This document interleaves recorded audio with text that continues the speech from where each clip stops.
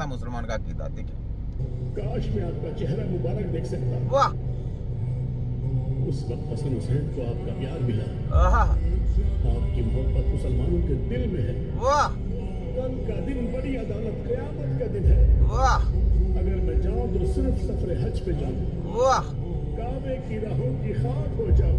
सुभान अल्लाह, काश मैं आपका मुबारक चेहरा अपने ख्वाबों में देख सकूं। वाह या मोहम्मद, मेरी जान आप पे कुर्बान।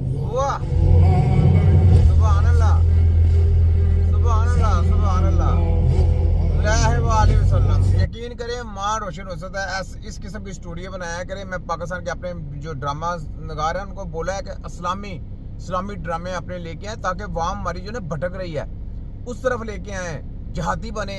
कौम जो होती है ना वो जिहाद के लिए तैयार होती है, वो कौमें दुनिया में अपना नाम जो है ना रोशन करती हैं। जो दूसरी लाइन में चली जाती हैं वो उनका क्या करना उनका फ्यूचर। ये ले जरा वकील साहब की बात सुने जरा। अस्सलाम वालेकुम नाज़रीन। वालेकुम सलाम। वफाकी वजीर अवैस लुगारी, हाँ जी। उनके घर का बिल इतना आ गया कि आप सुनकर हैरान हो लो गए। कर लो कर 49 रुपीज, लो 49 50 रुपए हेलो।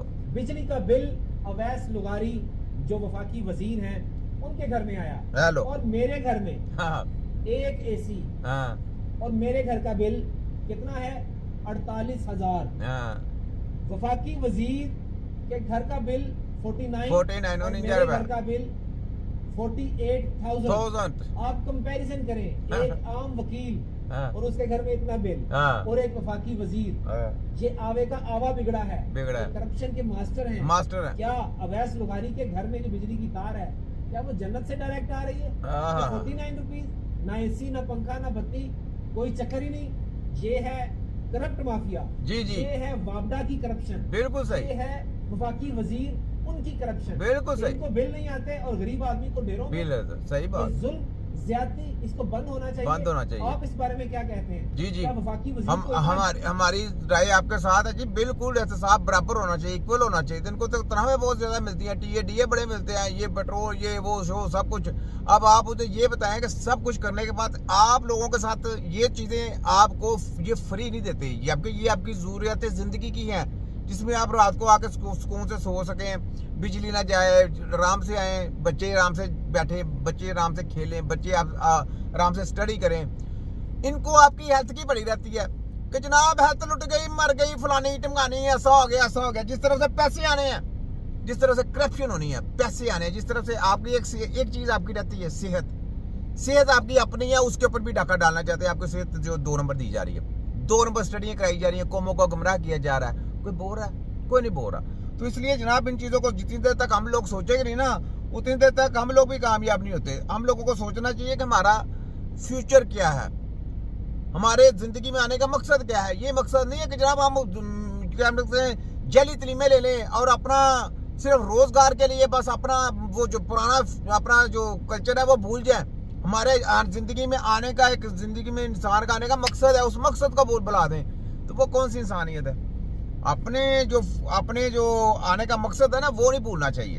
इन चीजों को सोचें, ठीक है। ये देखें, ये है हमारे आने का मकसद। सलाहुद्दीन अय्यूबी ने जब यहूदियों को मारना शुरू किया तो एक यहूदी कमांडर ने कहा था, हम तुम्हारे बाद मुसलमान औरतों को इस काबिल ही नहीं छोड़ेंगे कि वो फिर से कोई सलाहुद्दीन अय्यूबी पैदा करें। जिस औलाद की माँ टिका ठोकर होगी तो उसकी औलाद सलाहुद्दीन अय्यूबी कहाँ से बनेगी? सारी जिंदगी एक ही हवेली में गुजारने वाली माँ ही सलाहुद्दीन अय्यूबी जैसा बेटा पैदा कर सकती है। वाह, क्या बात है। ये सलाहुद्दीन अय्यूबी थे। ये है हमारा यानी आने का मकसद कि अपने इस्लाम के लोगों के लिए अपने दुनियादारी को भूल के अच्छे राह पे, अच्छी लाइन के ऊपर आए, अपना फ्यूचर बनाएं, अपनी तरक्की करें। तरक्की किस में कि आपने इस्लाम की स्टडी में आए और उसमें देखें आपको क्या कुछ चीजें मिलती हैं, फिर देखें, फिर आपकी तरक्की है ना। ठीक है, ये ले, ये सुने।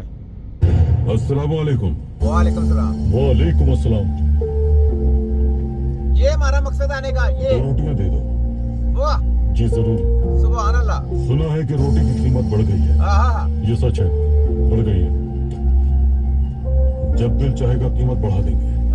नहीं जनाब, इसका फैसला तंजीम करती है। हमारे तख्त में कहीं भी जाकर देख ले, हर जगह यही कीमत है। तुम जानते हो अब्दुल हमीद अव्वल ने रोटी फरोशों के साथ क्या किया था? नहीं, क्या किया था उसने? कीमत बढ़ाने वाले 3 रोटी फरोशों को सबके सामने फांसी पर लटका दिया था। हाँ तुम्हें सुल्तान अब्दुल हमीद का खौफ नहीं है? वाह ओहो,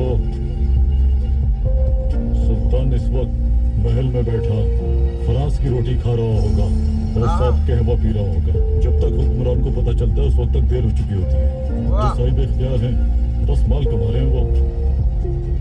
वो कह रहा है माल कमाई जाओ, बस कोई बात नहीं, रोटी महंगी कर दो, जो मर्जी के अपने इख्तियार में। उसने बोला ऑर्डर मिला है कि रोटी जो है वो गरीब आदमी के लिए। गरीब ये है हुक्मरान, ये होते हैं जो अपनी कौमों को साथ लेके चलते हैं। ऐसे मैं क्यों देखें बातें उठाता हूँ, अपने दारों को कहता हूँ जागे खाली, ये ना कि कहा करे तनख्वाहें बढ़ गई ना, ये हराम है। जो गरीब आदमी है उसकी तनख्वाह बढ़ी है, फिर आपकी तनख्वाह बढ़े तो फिर इस्लाम है, वरना नथिंग। पेट्रोल महंगा कर दिया, तनख्वाह बढ़ा दी, क्या फायदा भाई। चीजें सस्ती लेके आनी है, सस्ती करेंगे तो कौमें खुशहाल होती हैं, फिर कौमें तरक्की करती हैं। ना कोई डाका डालता है, ना कोई गुनाह होता है, ना वहां पे जराइम होते हैं, सब अपने रोजगार में शुगल करते हैं, बस कोई इधर उधर गुमराह नहीं होते। ये बात है। देखिए एक रोटी महंगी की उसने तो उसने पकड़ के उसका तैयार पाचा कर दिया।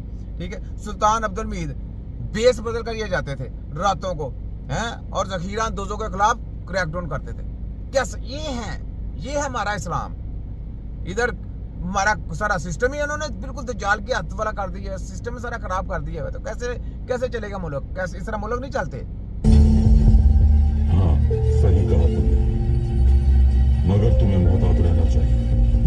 वाह